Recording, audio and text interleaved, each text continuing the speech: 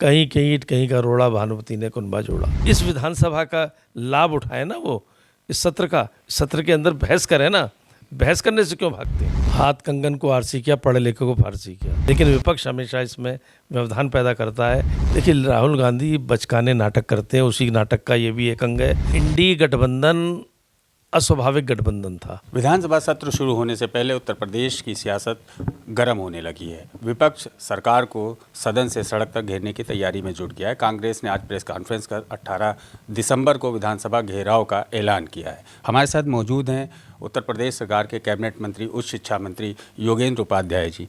Sir, विधानसभा सत्र को सुचारू चलाने के लिए क्या तैयारियाँ? भारतीय जनता पार्टी की सरकार हमेशा जनहितकारी फैसलों को लेती है सत्र में, और ये सबसे बड़ा मंच है प्रदेश का, जहाँ जनहितकारी फैसलों को लोकतांत्रिक ढंग से बहस के माध्यम से, एक दूसरे से चर्चा करने के माध्यम से लिए जाते हैं और लिए जाने चाहिए। लेकिन विपक्ष हमेशा इसमें व्यवधान पैदा करता है। हम लोग तो सकारात्मक राजनीति करते हैं, वही ढंग होगा। हम जितने भी जनहितकारी विधेयक या प्रस्ताव आएंगे उनको पारित कराएंगे। इनका ऊधम मचाना है, करते रहे। 18 दिसंबर को विधानसभा घेराव का ऐलान किया है। जिलों से भी पार्टी कार्यकर्ता आएंगे कांग्रेस ने, उससे कैसे निपटेंगे, क्या तैयारी है? उससे निपटना शासन जानता है कि कैसे निपटा जाएगा। अगर वो शांतिपूर्ण ढंग से करेंगे, शांतिपूर्ण रहें, उन्होंने कानून तोड़ने की कोशिश की तो उसकी व्यवस्था भी वहाँ प्रशासन, लोकल प्रशासन करेगा। लेकिन मुद्दा क्या है उनके पास? कोई मुद्दा नहीं है प्रदर्शन का। जो कुछ अगर करना है, ये प्रदर्शन विधानसभा से पहले भी कर सकते हैं वो लोग, उसके बाद भी कर सकते हैं। इस विधानसभा का लाभ उठाए ना वो, इस सत्र के अंदर बहस करें ना, बहस करने से क्यों भागते हैं? एक 4 साल पुराने मामले में आज राहुल गांधी हाथरस पहुंचे। कहा जा रहा है उनके परिवार ने राहुल गांधी को चिट्ठी लिखी थी इसी साल कि हमारी ये समस्याएं और हमसे आके मिलें, जिस पे वो मिलने आज हाथरस पहुंचे थे। 45 मिनट लगभग उनकी मुलाकात हुई। आखिर ये 4 साल पुराने मामले में हाथरस वो पहुंचे, इसको किस नज़रिए से लेगा? देखिए, राहुल गांधी बचकाने नाटक करते हैं, उसी नाटक का ये भी एक अंग है कि 4 साल बाद वो एक नाटक करने पहुंच गए। अभी कुछ दिनों पहले ही करहल में एक बच्ची की हत्या हुई, जिसने ये कहा था मैं भारतीय जनता पार्टी को वोट दूंगी, और उसकी हत्यारा वो निकला जो कि अखिलेश यादव जी के बगल में बैठा दिखा चुनावी सभाओं में। वहाँ क्यों नहीं गए? वो भी तो एक बच्ची थी, वो भी तो दलित की बच्ची थी। कोरे नाटक करना छोड़ दें। बंगाल क्यों नहीं गए? कोरे नाटक करना छोड़ें, कुछ सार्थक काम करें, जनता का रिकग्निशन मिलेगा। सार्थक ना काम नहीं करेंगे तो ऐसे ही ये बैक गियर में जाते रहेंगे। आपके डिप्टी सीएम ब्रजेश पाठक ने बोला है कि राहुल गांधी डिप्रेशन का शिकार है। मैंने कहा बचकानी है, उन्होंने दूसरे शब्दों में कहा डिप्रेशन के शिकार हैं। और वाकई डिप्रेशन के शिकार होना भी चाहिए उनको, क्योंकि वो अपने को राजवंश का आदमी समझते थे अब तक कि हम तो राजवंश है, हमारे को सत्ता मिलती रहनी चाहिए।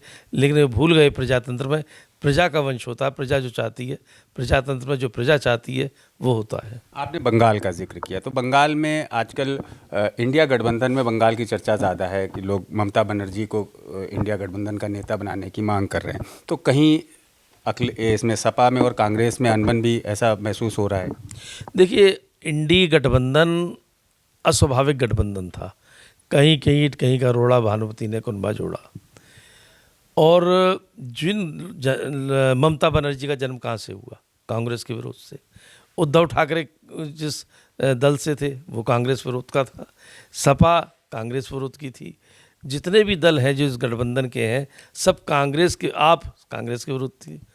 आज वो अपने स्वार्थों में कांग्रेस के गलबैयाँ कर रहे हैं।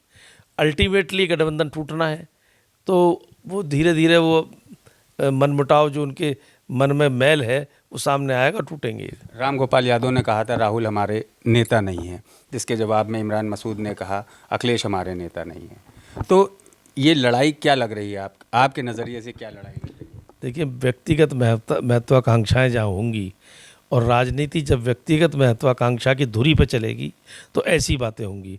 हमारे यहाँ राजनीति एक सैद्धांतिक, एक वैचारिक आधार है भारतीय जनता पार्टी का, उस पर चलती है। व्यक्तिगत राजनीति करने वाले, परिवारवादी राजनीति करने वाले, व्यक्तिगत महत्वाकांक्षाओं के लिए राजनीति करने वालों में ऐसे बयान आना कोई अस्वाभाविक नहीं। एक अहम सवाल ये है, अभी हाल ही में सदन में एक लोकसभा में एक रिपोर्ट पेश हुई थी जिसमें ये कहा गया था कि उत्तर प्रदेश में 70 लाख बच्चे शिक्षा से दूर हैं। एक रिपोर्ट पेश हुई जिसको समाजवादी पार्टी ने मुद्दा बनाया और पोस्टर लगाया अपने दफ्तर के बाहर। आप चूंकि शिक्षा मंत्री हैं उत्तर प्रदेश के, तो इसको किस तरह से ले रहे? 70 लाख बच्चे दूर होना एक बड़ी बात है।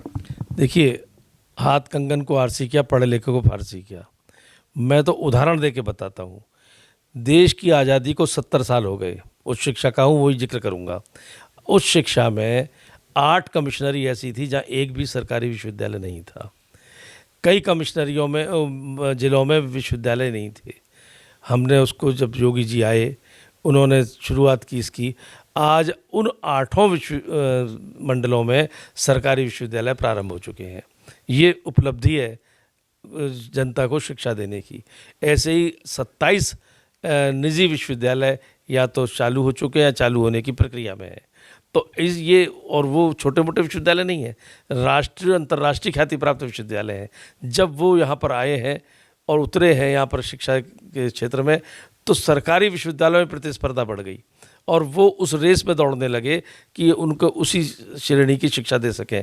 आज उत्तर प्रदेश में इनके शासन में एक भी विश्वविद्यालय ए ग्रेड में या ए से ऊपर की ग्रेड में नहीं था। आज हिंदुस्तान में सर्वाधिक ग्रेडेड विश्वविद्यालय उत्तर प्रदेश में हो चुके हैं।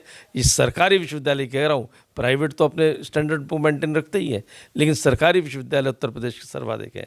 ये एक उपलब्धि है। जिन लोगों ने कभी शिक्षा की तरफ देखा नहीं, अपने गांव या अपने कॉन्स्टिट्यूंसी सैफई जिसके लिए पूरा प्रदेश था, वो ऐसी बातें करना छोड़ दें। आखिरी सवाल ये है कि अभी थोड़ी देर पहले एक सूत्रों से जानकारी मिली, कैबिनेट बैठक में एक देश और एक चुनाव पे मोहर लग गई है। अच्छी बात है। देखिए, वन नेशन वन इलेक्शन पहले भी होते थे और उससे खर्चा भी कम होता था। चुनाव में मशीनरी भी ज़्यादा थकाऊ नहीं होती थी। नेतृत्व भी जो पार्टियों का, वो भी अपने राजनीतिक कामों को न करके प्रशासनिक कामों की तरफ ध्यान देता था। लोकतंत्र मजबूत होता था। अब जब से बिखराव होने लगा, हर साल चुनाव हो रहा है, ना तो प्रशासन पूरी तरह प्रशासनिक काम कर पाता है, ना राजनीतिक दल जो हैं वो अपना काम कर पाते हैं।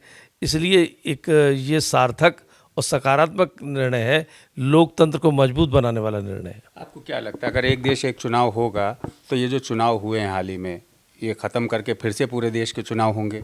नहीं, इसका कोई तरीका ढूंढेंगे। वो निश्चित रूप से बड़े विद्वान लोग बैठे हैं, कोई ना कोई ऐसा फार्मूला निकलेगा। किन्हीं का या तो कार्यकाल बढ़ेगा, किन्हीं का कम होगा, जो भी होगा, लेकिन बड़े उद्देश्य के लिए छोटे उद्देश्य को बलिदान किया जाना चाहिए, चाहे किसी को करना पड़े।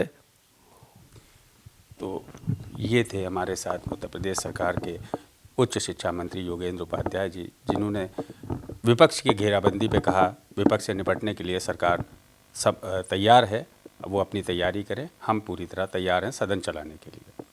सैदा के लिए, श्री न्यूज़, लखनऊ।